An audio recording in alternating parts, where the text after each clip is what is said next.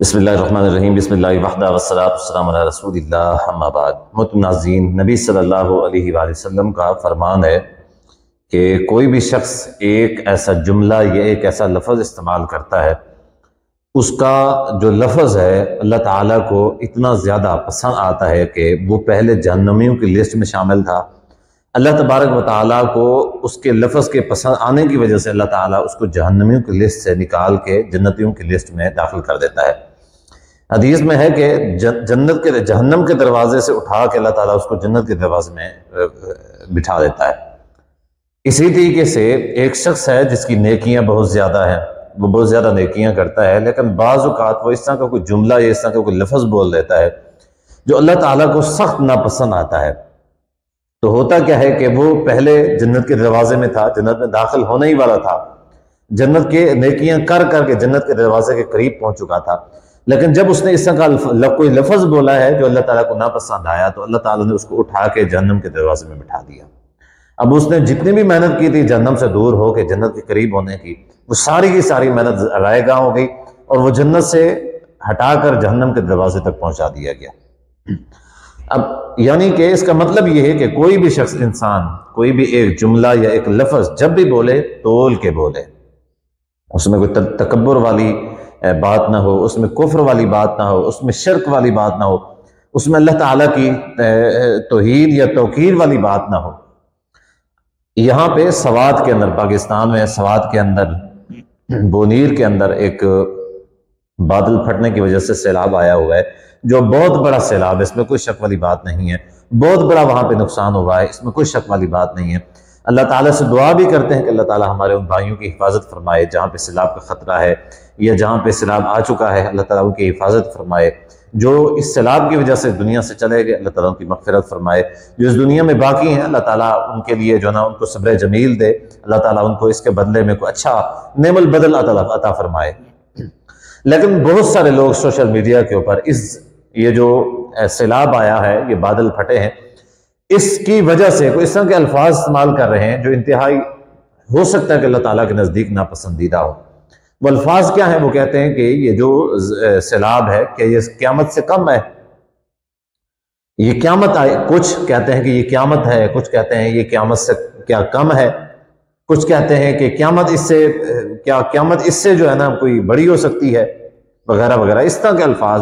یعنی یہ جو سیلاب ہے اس کو قیامت کے ساتھ تشبیہ دی جا رہی ہے، جو انتہائی غلط بات ہے، جو انتہائی غلط بات ہے۔ دیکھیں، جس چیز کو اللہ تعالیٰ نے قیامت کہا ہے وہ کم از کم ایسی نہیں ہو سکتی۔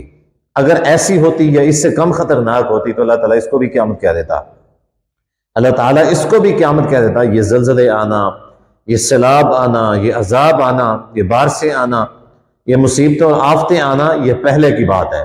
پچھلی امتوں کے اوپر بھی عذاب آئے ہیں، ٹھیک ہے، کسی کے اوپر پتھر برسائے گئے، ٹھیک ہے، کسی کے اوپر جو ہے نا نوح علیہ السلام کی قوم سیلاب آیا، اوپر سے بارش آئی، غرق کر دیے گئے۔ اسی طریقے سے لوط علیہ السلام کی قوم کے اوپر پتھر برسائے گئے۔ کئی ایسی قومیں تھیں جن کو چیخ کے ذریعے ہلاک کر دیا گیا، کئی ایسی قومیں تھیں جن کو اٹھا کے زمین کے اوپر الٹا پھینک دیا گیا، یعنی زمین کے اندر ہی دھنسا دیا گیا ہے۔ مختلف قسم کے عذاب آئے، قیامت نہیں آئی، قیامت نہیں آئی۔ قیامت بہت ہی خطرناک چیز ہے جس کو اللہ تعالیٰ نے قیامت کہا ہے۔ اب کسی معمولی چیز کو قیامت سے تشبیہ دے کے یا اس کو قیامت سے بڑھا رہے ہیں، کہتے ہیں کہ اس سے قیامت بڑی کیا ہو سکتی ہے۔ اگر کوئی شخص اس چیز کو بڑا کہتا ہے یا اس کو قیامت کے برابر سمجھ رہا ہے، اللہ تعالیٰ سے توبہ کرے، وہ اللہ کی بارگاہ میں توبہ کرے، یہ قیامت نہیں ہے، یہ تو اللہ تعالیٰ کی چھوٹی موٹی آزمائشیں ہیں۔ یہ اللہ ہمیں آزما رہا ہے، اللہ ہمیں سبق دے رہا ہے، ٹھیک ہے، جھڑکیں دے رہا ہے اللہ تعالیٰ کے، بھائی سمجھ جاؤ۔ لیکن جب قیامت آئے گی، قرآن مجید میں اللہ تعالیٰ نے کیا ارشاد فرمایا ہے؟ یا ایھا الناس اتقوا ربکم ان زلزلۃ الساعۃ شیء عظیم، لوگو اللہ سے ڈر جاؤ، ٹھیک ہے، اللہ سے ڈر جاؤ، ان زلزلۃ الساعۃ شیء عظیم، قیامت کا جو زلزلہ ہے بہت بڑی چیز ہے جس کا اللہ نے قرآن میں تذکرہ فرمایا ہے۔ اس طرح کے زلزلے سیلاب کا کوئی تذکرہ نہیں فرمایا اللہ تعالیٰ نے۔ یوم ترونہا تذہل کل مرضعۃ عما ارضعت، مائیں جنہوں نے بچہ پیدا کیا ہوگا، معصوم دودھ پینے والا بچہ ہوگا، بھول جائے گی ماں، قیامت کے خوف کی وجہ سے مائیں بھول جائیں گی، اس سیلاب میں نہیں بھول رہی، ان ضلعوں میں نہیں بھول رہی. یوم ترونہا تذہل کل مرضعۃ عما ارضعت، آپ دیکھیں گے کہ ماں جو ہے نا اپنے دودھ پیتے بچے کو بلا دے گی، اس کو یاد ہی نہیں رہے گا میرا کوئی بچہ تھا بھی یا نہیں تھا. وتذہل کل مرضعۃ عما ارضعت وتضع کل ذات حمل حملہا، حمل والی جو عورتیں ہیں وہ حمل ہی گرا دیں گی قیامت کے خوف کی وجہ سے. وتری الناس سکارا، آپ دیکھیں گے کہ لوگ نشے کی حالت میں ہوں گے، ایسا لگ رہا ہو انہوں نے نشہ کیا ہوا ہے.